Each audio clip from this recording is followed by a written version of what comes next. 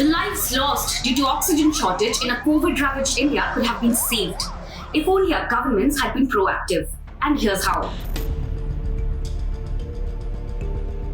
In March 2020, the Modi government invoked the Disaster Management Act, which gives absolute power to the centre.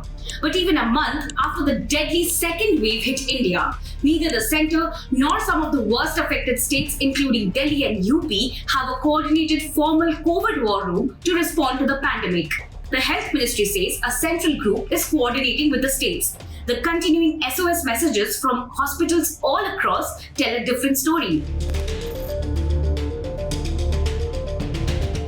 Moreover, what stops the state governments from creating local resource dashboards or the central government from modifying its existing nationwide portals like Arogya Setu and CoWIN, which already have data of crores of citizens, to provide information on available hospital beds, oxygen cylinders, ICU beds, and critical medicines in and around one's home, especially in a country which boasts of digitizing the system. So in case of an emergency, a person can simply go to a nationally monitored and updated digital portal and find the resource he's looking for, instead of making 100 panic calls and tweeting out SOS messages. Suppliers and hospitals too can update the status of available resources on the same site.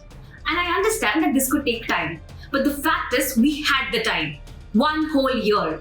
Even now, we see no intent of using Arogya Setu or CoWIN imaginatively during this crisis. The lack of proactiveness by the central government-headed task force also reflects in the fact that it did not even meet once during February and March 2021. The task force, comprising leading scientists of the country, is supposed to advise the central government on its response to the pandemic. According to a Caravan report, the task force met in January and then on 15th and 21st of April, long after the country was already struggling with the deadly second surge. In July 2020, the Ministry of Health and Family Welfare said that COVID hospitals would receive 50,000 Made in India ventilators through the PM CARES Fund. But after that, there has been no clarity, no transparency on the number of ventilators which were actually installed and are working under this plan. While the government ramped up COVID-specific facilities during the first wave, data analysis by IndiaSpend shows the pace of adding COVID-ready hospitals and health centers slowed after September 2020, when the curve started flattening. Some facilities were shut down, and some that stayed open were mostly equipped with non-oxygen beds. But then, why the delay in once again ramping up the facilities when the cases started surging? It is only now that the centre is opening army-controlled health facilities and states are scrambling to increase the number of oxygen care beds. After exporting twice the amount of industrial oxygen, which could have been repurposed for medical use, the Modi government has now floated an emergency import tender for 50,000 metric tons of medical oxygen. It is not clear when the imports will reach the country.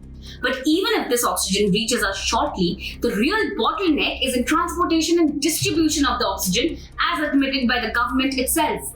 Today, there is excess oxygen at a steel plant in Jharkhand, but there are not enough cryogenic tankers to transport that oxygen to the states that need it.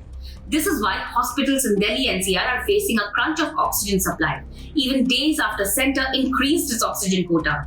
The railways, which are helping with oxygen trains, have clearly stated that the oxygen tankers have to be provided by the state governments, while cash-rich states like Maharashtra or Delhi may find tankers. How will states with fewer resources manage, and why has this logistical bottleneck not been planned for? Out of 162 on-site oxygen units to be built in various district hospitals, only 33 were built since the pandemic began. Who's to blame? Mainly the central government. A central agency under the Health Ministry was coordinating with multiple vendors for the setting up of the 162 plants. It's clear that this central agency looked away.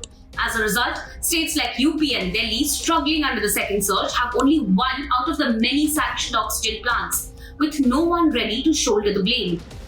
While the central government was primarily responsible for these 162 plants, it also must be noted that nothing stopped the states from commissioning their own oxygen plants. Each cost about Rs 2 crores, but many reacted late. Madhya Pradesh waited for COVID cases to rise from 4,000 to 40,000 in April before ordering oxygen plants for 13 of its districts. Now, even the centre has announced 551 new oxygen plants for district hospitals, which will take weeks, if not months. For those dead, it is all too late. The questions and gaps in accountability are many. At a time when the government should have been tackling the second surge on a war footing, it was busy doing this.